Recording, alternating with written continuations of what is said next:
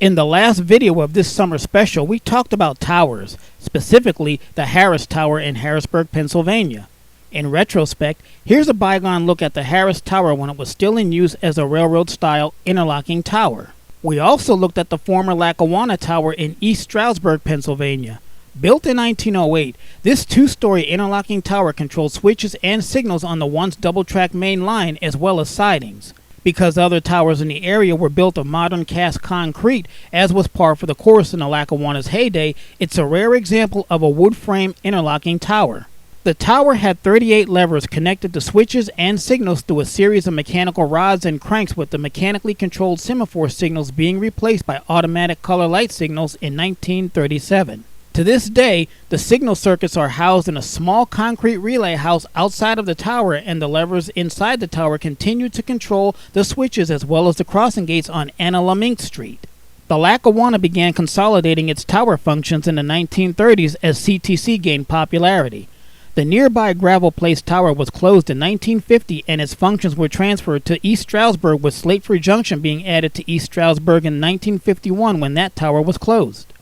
In 1960, the Lackawanna merged with the Erie to form the Erie-Lackawanna, and on January 6, 1970, the last run of the Lake City's passenger train made the Erie-Lackawanna a freight-only railroad. Conrail was created in 1976, and through service through East Stroudsburg ended in 1979 with the Pocono Main Line and the Lackawanna Cutoff Route sold to developers in the 1980s. The East Stroudsburg Railroad Tower Society was formed in 2005 to restore, maintain, and operate the tower as a museum. Volunteers have restored the tower and painted it to match how it might have looked when first built. The tracks are owned by the Pennsylvania Northeastern Regional Rail Authority and have been operated by the Delaware Lackawanna since 1993. The Tower Museum is open for special events and by appointment only.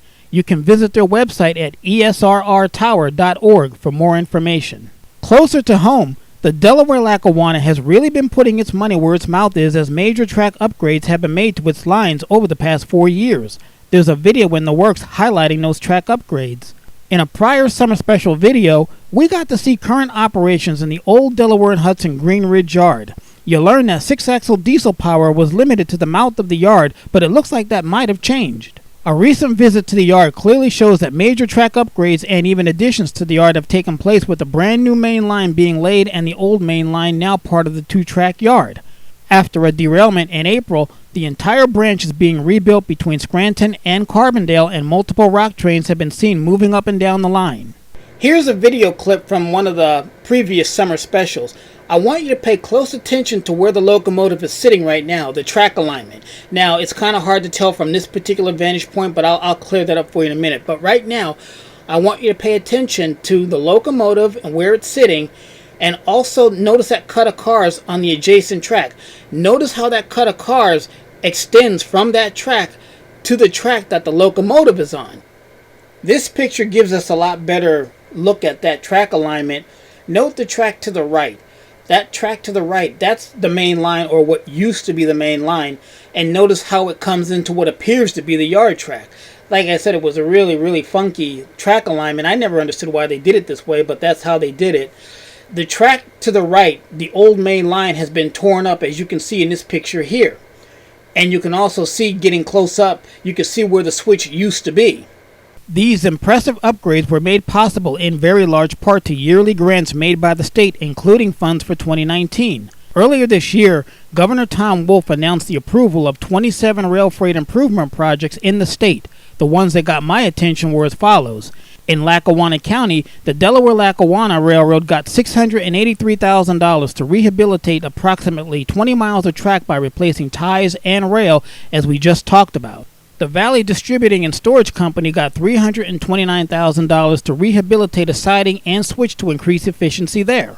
In Blair County, Curry Rail Services got $700,000 to expand and rehabilitate yard tracks at their facility to increase capacity and support their new business line. And what new business line is that? Well, it could be that Curry Rail Services teamed up with the National Steel Car Company to develop a high-capacity gondola to haul cottonseed and wood chips. The cars will have a gross rail load of 286,000 pounds and a payload of 106.5 tons. Millennium Rail LLC got $693,000 to rehabilitate yard tracks at the Hollidaysburg tank car shop by replacing ties, turnouts, and ballast to increase the yard's capacity and efficiency. D Holdings got $1.4 million to rehabilitate yard tracks at the Hollidaysburg transload facility and construct a new siding to serve existing and future businesses. In Center County, Happy Valley Blended Products got $250,000 to construct an unloading pit and acquire unloading equipment to increase rail service at that facility. Over in McKean County, the Glenn Hawbaker Company got $158,000 to rehabilitate approximately 3/4 of a mile of track, including installing new ties, surfacing track, and constructing a 60-foot retaining wall. In Union County, the Union County Industrial Railroad, which is a division of the North Shore system, got $253,000 to construct a 1,700-foot siding and 2 turnouts to increase capacity and efficiency there. The Lycoming Valley Railroad, another division of North Shore, got $531,000 to rehabilitate approximately 3.5 miles of track by replacing the ties and surfacing the track. In Clinton County, the Nittany and Bald Eagle Railroad, yep, you guessed it, another division of the North Shore system, got $309,000 to construct a 500-foot double-ended sidetrack to increase capacity and efficiency. As you can see, big changes have been happening all over Pennsylvania. Probably the biggest news for diesel locomotive buffs is the acquiring of new locomotives by the Western New York and Pennsylvania Railroad. That other famous Alco diesel railroad is replacing its Cartier Railway Big Sixes with 8 former CSX GE AC-46 CWs. That was a mouthful, which means that 2019 will probably be the last time that rail fans can see the Canadian-built Alcos running through the mountains of central Pennsylvania. The rumor is that at least some of these engines are going to be coming to northeastern Pennsylvania on the Delaware-Lackawanna. Now, we do know that that is true, at least in one case, the number 41, which you can see here in Lock Haven, on its way en route to northeastern Pennsylvania when we caught it coming up the hill into Steamtown. As far as the other WNYP Alcos are concerned, I don't know if they'll make it this way here in northeastern Pennsylvania, but you can guarantee that I'll have my eyes and ears open, listening out for them. 6 of the GEs will be in service, with 2 being set out for spare parts. The MLWs will be phased out of service and will be stored serviceable. The 4-axle Alco MLW fleet will remain in operation. The road locomotives were tested on the Arkansas and Missouri Railroad in Springdale, Arkansas, and will be serviced there prior to leaving the A&M. The parts locomotives will be shipped out first so that the WNYP employees can look them over and get to know their layout and design. This comes in line with last year's summer series when we talked about the Pan Am Railways and their sharp turn towards GE after decades of being an almost all EMD railroad. Getting back to the ACs, Western New York and Pennsylvania number 6002, formerly CSX number 5009, is painted solid black and has a 16-cylinder, 58-horsepower GEVO motor and is being designated as an AC46AH. The units will go out one at a time about every 2 weeks until about mid-September, just in time for the pre-fall colors. Their arrival also comes in time for a new frac sand loading site that will be opening in Turtle Point, Pennsylvania. The buzz from the hive is that the site will likely be as busy as the one in Emporium. This means more trains and longer trains as the business is growing fast for the railroad. In earlier videos, we took a tour of the Western New York and Pennsylvania on the ex-Pennsylvania Railroad Buffalo line, so here's a light refresher in case you missed it. The Western New York and Pennsylvania operates the Buffalo line between Machias, New York and Driftwood, Pennsylvania. Because of the Keating Summit's steep grade and the line's breathtaking scenery, the WNYP's operations were a spectacular show of horsepower and nature locked in an epic struggle. The former Pennsy line crosses the former Erie Main line just outside of Olean, New York. Further away in Corry, Pennsylvania, the Pennsylvania Railroad crossed the Erie at another diamond, and the PRR Chautauqua branch also crossed the PRR in Corry. Is that confusing enough for you? At one time, Corry likely had 60 trains a day running through town. Today, the Buffalo and Pittsburgh operates the ex-Philadelphia and Erie Pennsylvania Railroad line with a local that operates 5 days per week, and the Western New York and Pennsylvania operates the Erie line and operates a train each way from Meadville to Jamestown, New York on Tuesdays and Thursdays. The Erie Railroad also once had a major presence in Meadville, Pennsylvania before the formation of Conrail. There were 2 towers that controlled trains through Corry, the MS Tower and I Tower, and they were only 4 blocks apart in town. I was solely a Pennsylvania Railroad junction. The 2 lines, the main line, that being the Philadelphia and Erie, and the Chautauqua branch. MS Junction was about 3/4 of a mile east of I Junction. I was constructed around 1963 to replace the existing tower due to the Kinzua Dam project that would result in the abandonment of the Pennsylvania Railroad Salamanca line to Pittsburgh with the construction of the dam. To be more specific, the Kinzua Dam project was a flood control project on the Allegheny River. A portion of the Pennsylvania Railroad's Salamanca branch had gotten submerged, and as compensation, the railroad was provided funds to upgrade the Chautauqua branch, and included were track improvements and new CTC signaling, of which the new I Tower was a portion. Another interesting note is that some of the government dollars were used to buy new locomotives, most notably Penske's first U-25Bs. Here's a photo of the new I Tower in Quarry, Pennsylvania from 1964 with the original Pennsylvania Railroad I Tower still standing. You may be shocked to learn that the I Tower building is still standing today, albeit badly gutted and vandalized. The Pennsylvania Railroad Harrisburg to Erie line tracks are in the foreground, and the Erie Railroad tracks were behind the tower. MS Tower in Quarry was located at the diamond crossing of the Pennsylvania Railroad line from the Philadelphia and Erie and the Erie Railroad to Chicago. Here's a photo by Mark Iyer of the Western New York and Pennsylvania number 430 and Alco C430 crossing the Quarry Diamond at CPMS on December 21st, 2017 with WNYP train ME1 from Meadville, Pennsylvania to Falconer, New York. ME1 only crosses this location 2 days a week, a far cry from the days of this being a railroad hotspot.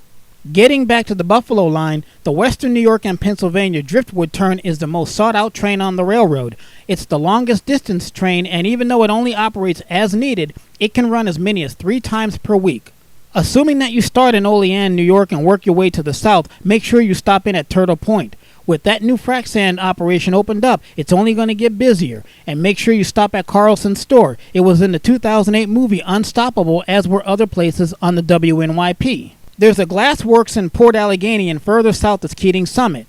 Moving along is Emporium, Pennsylvania, and a large frac sand operation there. This is also another spot where the Unstoppable movie was filmed, specifically that epic train crash involving the locomotive.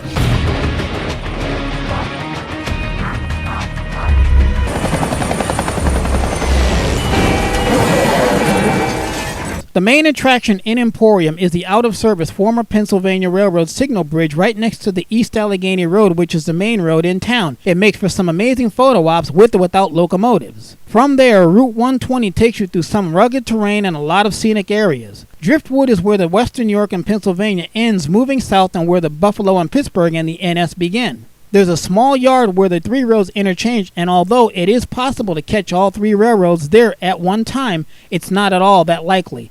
The Buffalo and Pittsburgh interchanges with the Western New York and Pennsylvania at other spots, and NS only uses this connection as needed. I mentioned the Nittany and Bald Eagle Railroad before.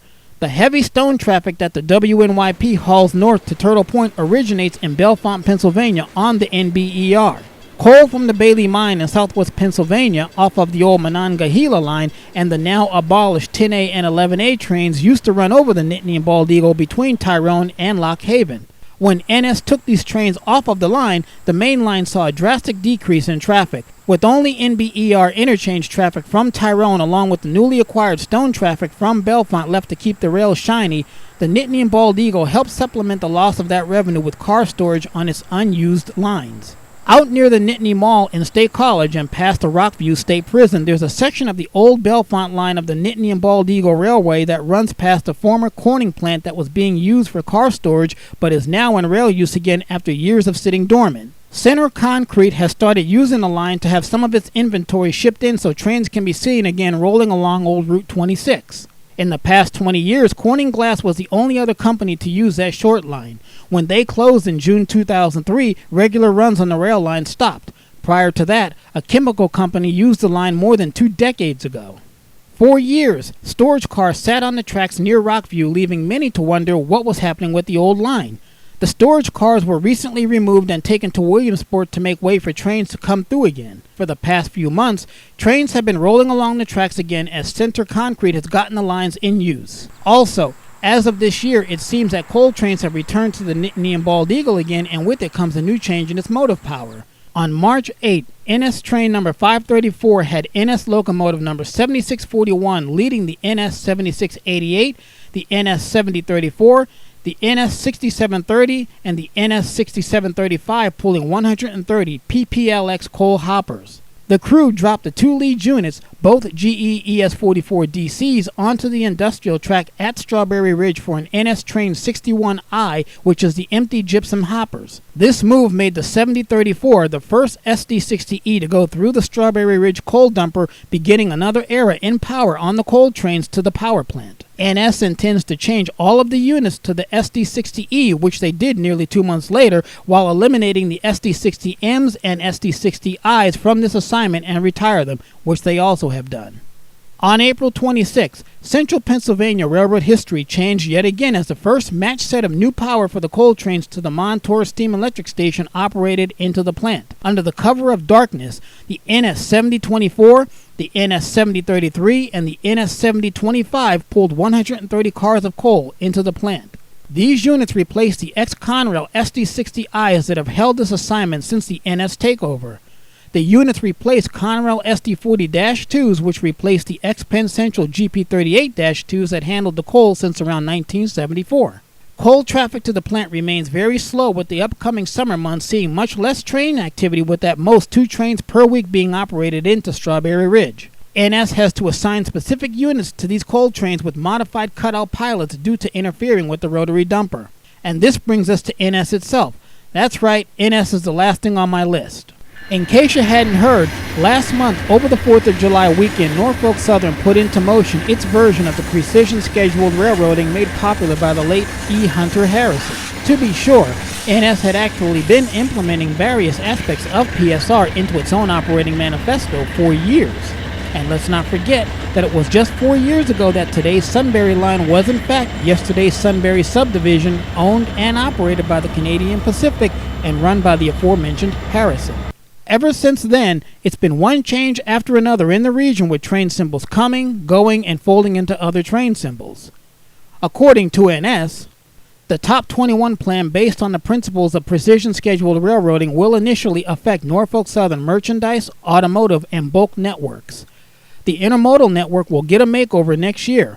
When you really cut through it all, the essence of Top 21 is run longer, heavier trains and fewer of them, so we will see train starts come down and train lengths and weights increase. And that has a lot of beneficial effects on costs, including fewer crew starts, improved fuel efficiency, and lower equipment rents, for example.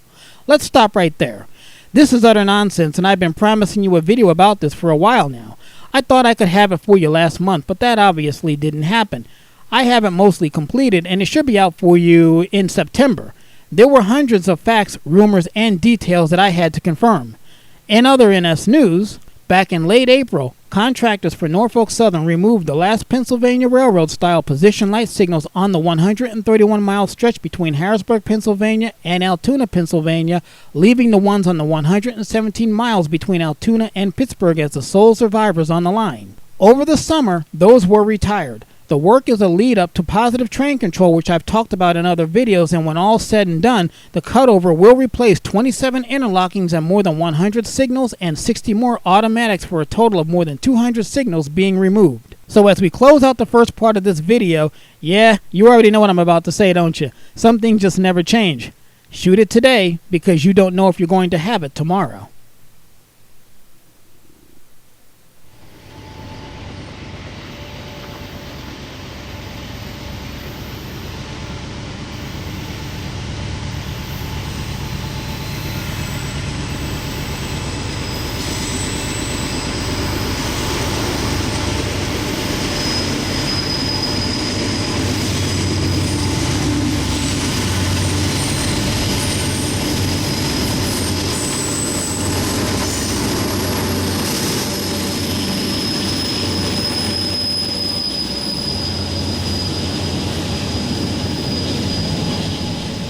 For me, rail fanning used to be a lot like Christmas. You usually didn't know what you were going to get, but you were usually pleasantly surprised, and the anticipation leading up to it was nothing short of pure adrenaline. But even for someone who spends as much time by the tracks as myself, there are days that stand out from the norm and go down in one's own personal rail fanning history. June 14th, 2015 was one such day. For once, the day actually started out right when, instead of narrowly missing my first train of the day, this time I narrowly caught it. I'd made a trackside just after 0500 when I heard something coming up the hill, so with literally less than 60 seconds to spare, I mounted the camera as the lead loco's headlight pierced the morning darkness and lit up the rails with 2 GEs and 72 cars. So far, so good. Now you're probably thinking to yourself that this is the train 37T, but let me remind you that we've traveled back to June of 2015 and this train is the Canadian Pacific 459, one of only 2 I would ever catch. The 459 was an Enola to Binghamton manifest and the sister train to the 458 Binghamton to Enola freight. In the final days of the Canadian Pacific in the region, rail service on the Big Red had shrunken to a pathetic few trains a week. The 458 and 459 combos ran with NS Power and CP Crews, and both trains, along with the 258-259 brother-sister combo, could work the trailer yard en route to their destinations. It all depended on which train was running that day. Like I said, a few trains per week or roughly 1 or 2 per day. The 459 was an evening train that was hard to catch in the summer and impossible to catch in daylight when the winter days were short. It was only because it was running extremely late from yesterday that I was able to catch it today. The double stacks up front are an easy indication that this train has just picked up in Taylor Yard, which is why I was lucky enough to see it. The one advantage that you had when hunting the 459 was the 19th century idiom that whatever goes up must come back down. This expression was literal, as the locomotive power that went up on the 459 from Enola would typically come back down to Enola on the next train 458. So if you missed something good going north, which was likely, you had a chance to catch it when it came back south.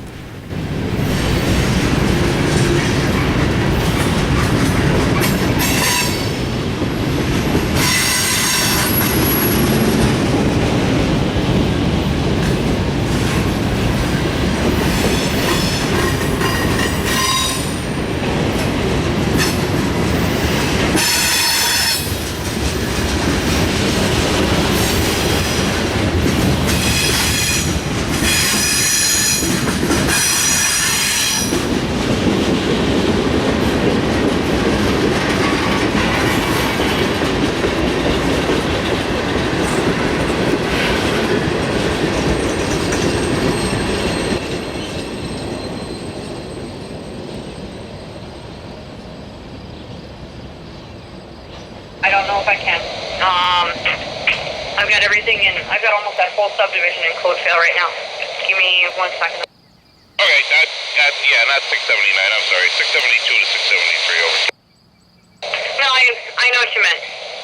But like I said, I don't even know if the system will let me. Give me a second. Yeah, no problem. I'll stand by over. When it comes to rail fanning, Taylor Yard holds a special place with me because it reminds me of rail fanning down in Dixie. If you're familiar with railroading in the South, then you'll know exactly what I mean.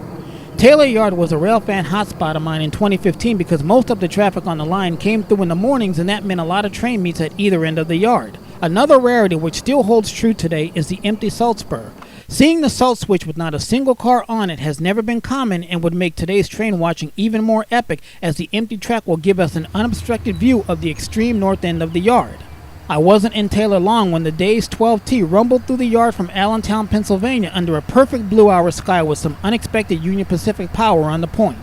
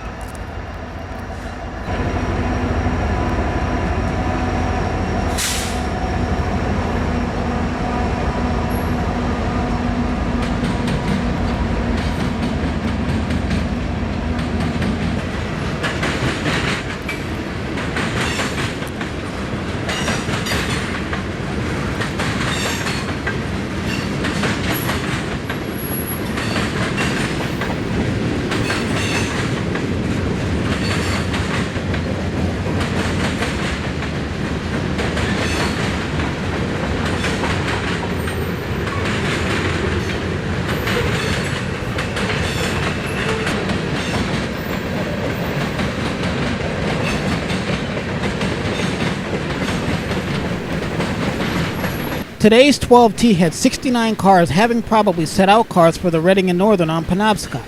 The Buffalo-bound 12T and its southbound sister train, the 13T, are the precursors to the 37T and 36T trains that will take over on September 18th later this year being 2015. In an earlier video, we talked about past traffic patterns from Buffalo to Allentown, and I may need to make an addition to what I said.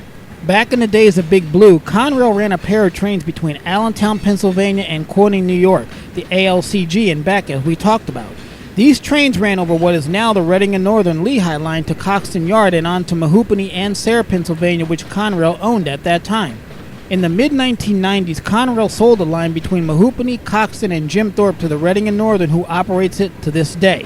From then on, Conrail ran its Allentown to Buffalo trains west over the Reading and Harrisburg lines, north up the Buffalo line through Newberry, Lock Haven, Renovo, Olean, New York, and into Buffalo and return. In addition to the Buffalo to Allentown trains now symboled BUAL and ALBU, Conrail also ran a pair of trains between Buffalo and Enola, trains BUEN and ENBU. When Conrail was split up, Norfolk Southern continued running the Allentown to Buffalo trains over the Buffalo line as the 40T and 41T.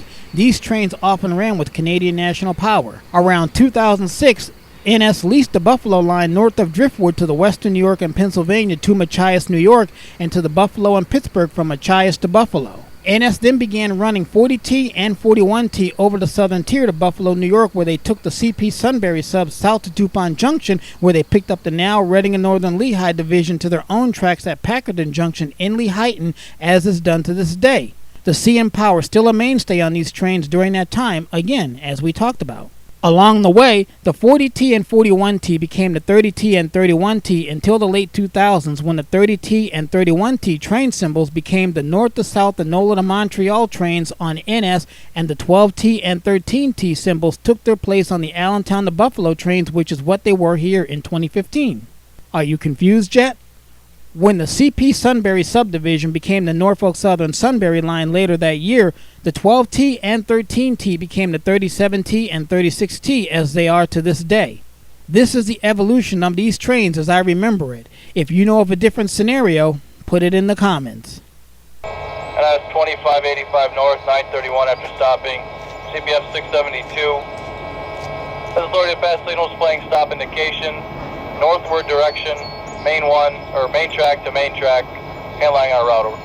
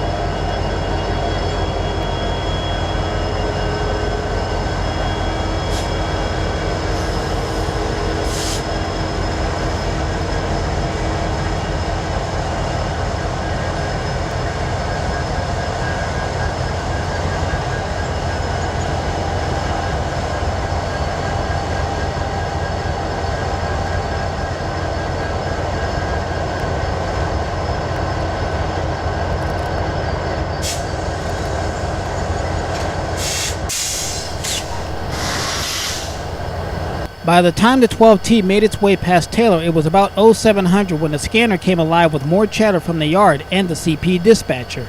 From what I got out of the conversation, a maintenance of way crew wanted to do some track work but would need to wait for at least two more trains, the Canadian Pacific 259 and the Canadian National 31T. The 259 had to pick up 5 cars in Taylor, and since they got there first, they were working the siding. 31T, train 931 while it was still on CP's rails, was still more than an hour away, but by the time he'd made it to Taylor, the 259 was just finishing up their work in the yard. 31T came up from Enola with the most incredible lash-up I'd seen in a long time up to that point. NS number 2585 is one of only 10 Phase 1 SD70Ms bought new by the railroad in 2000. They have the desktop-style controls, HTCR radio steering trucks, and were assembled at Juniata to modify Union Pacific specs. And for all of you know-it-alls, take your hand off the keyboard. I'm aware of the 3 former Suzy Qs bought used in 2014, but like I said at the start of this, NS 2585 is one of 10, only 10, Phase 1 SD70Ms bought new by the railroad in 2000. The trailing SD40-2 number 3489 has had an interesting career. It began life on the Burlington Northern as the 8129 before becoming BNSF number 8129 and later First Union Rail number 8129 before winding up on the Norfolk Southern. Like the leading SD70M, GE-944CW number 9415 was also built in 2000 and was part of a 140-unit order. One of the notable aspects about this group is that they were the first to have the upgraded Paragon fuel transfer pump as opposed to the older, more traditional DC motor-driven fuel pump. SD70 number 2558 was the second of 24 units that were bought new for Conrail by Norfolk Southern in anticipation of the takeover, as we talked about in a previous video. The big takeaway for me was that this particular engine still has its PRR reporting mark from when the power was divided among NS and CSX. The last unit of the bunch, GP38-2 number 5254, was, to me, the best catch of the day. A high hood remnant of the Southern Railway days, this seasoned veteran of the rails was built in 1979 and is equipped with APU and wired for remote control operation. It was rebuilt with the low short hood in 2017 and is one of the few GP38-2s on NS that had the CNOTP reporting mark. The CNOTP are the initials of the Cincinnati, New Orleans, and Texas Pacific Railway, a railroad that runs from Cincinnati, Ohio south to Chattanooga, Tennessee. Where the Texas and Pacific comes into that, I have no idea. It's what rail fans and railroaders knew as the Rat Hole Main Line because of its steep grades, 27 tunnels, and numerous curves the line once had. The CNOTP was operated by NS as part of their Central Division, and more than 50 trains a day can be seen on the line with the heaviest concentration of traffic between Danville and Harriman, Tennessee. A lot of the traffic is intermodal and automotive, with general manifests, local freights, grain, coal, and other bulk commodities making up the rest. The CNOTP line has 3 districts. The first is from Cincinnati, Ohio to Danville, Kentucky. The second is from Danville to Oakdale, Tennessee, and the third is from Oakdale to Chattanooga. The second district is the part known as the Rat Hole, and several projects over the decades have eliminated many of the problematic areas of that line. The best known is probably the Southern Railway's line improvement project between 1961 and 1963. This project saw numerous cuts and line relocations to bypass tunnels and reduce the steep grades and tight curves. Only tunnels number 22 and 24 at Nemo, Tennessee, and tunnels 25 and 26 at Oakdale remain on the line. All but 25 were built brand new in the 1960s. Because of these improvements, the Rat Hole now has many spectacularly deep cuts instead of the tunnels that have become the signature of the line.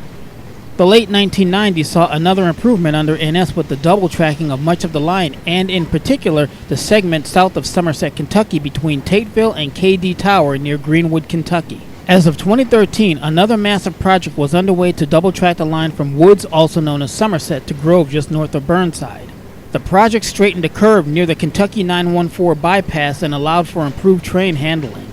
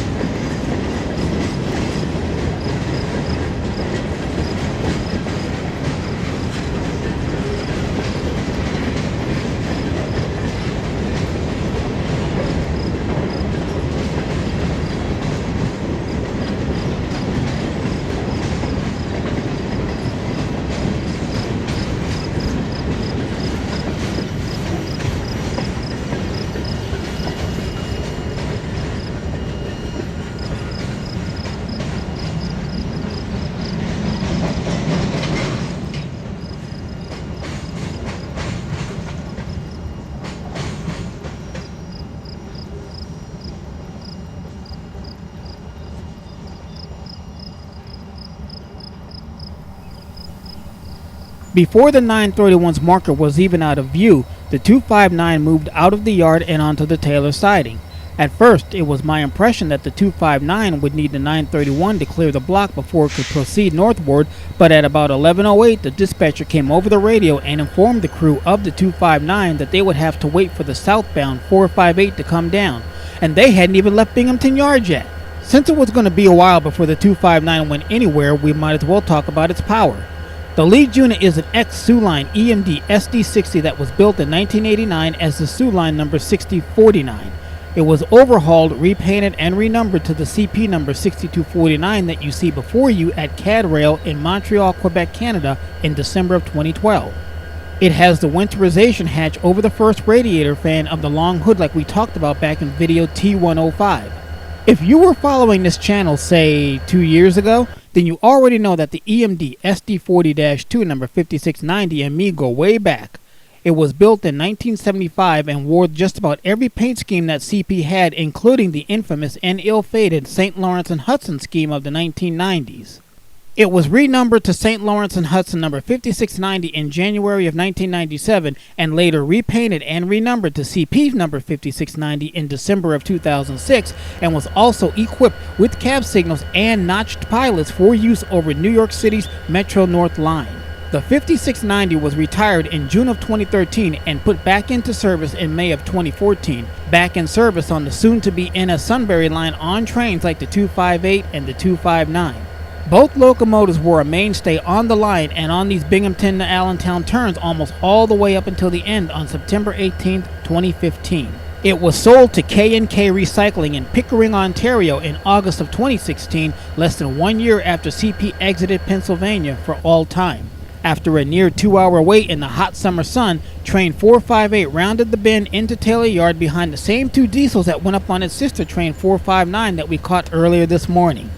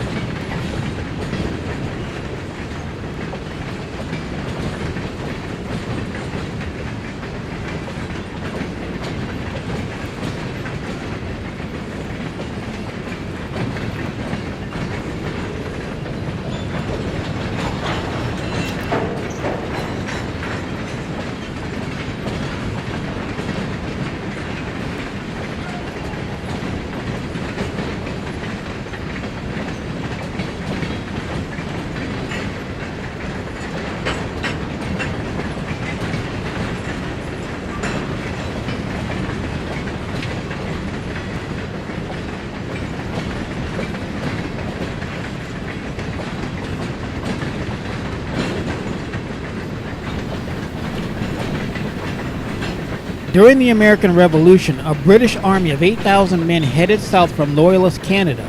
Its objective was to kill off the American Revolution once and for all. They're led by General John Burgoyne, an aristocrat, politician, and art lover. He's also one of the best cavalry officers in the British military. Burgoyne pushes south following the Hudson River, and his army is like a mobile city. The Redcoats are accompanied by 200 supply wagons that carry 84 tons of powder and shot, as well as silver and porcelain ware for the officers' meals. Burgoyne's plan is simple. He's traveling from St. John's in Canada 170 miles south to Saratoga, deep in the interior of the New York colony. He'll then link up with the victorious British Army in New York City and effectively cut the colonies into two parts, but the American frontier becomes the British Army's worst enemy. Burgoyne's route takes him through dense forests over 5 times larger than England. Trees once intended to build British ships now become rebel roadblocks. I tell you this story because whenever I think of the Canadian Pacific in 2015 and that bright red paint through the dense foliage of Pennsylvania and upstate New York, I think of the British Redcoats during the American Revolution. Just as the British came down from Canada to claim a land that was once theirs, they also made for easy shooting targets in the forest with those bright red coats. And so as CP has come to be a foreigner in a land they once dominated, they too now make excellent shooting targets against the summertime foliage of the Northeast. As soon as 458 cleared the switch, the crew of 259 was on their way, and I get a friendly wave and horn salute from the engineer. By now, it was almost 1 p.m. and time to call it a day. Change is inevitable in railroading, and what's here today can easily be gone tomorrow. On this channel, I constantly stress the importance of getting all that you can while it's still around. As NS and American railroads continue their adoption and adaptations of precision-scheduled railroading, the future is anything but clear. For Trains 21, call me AC.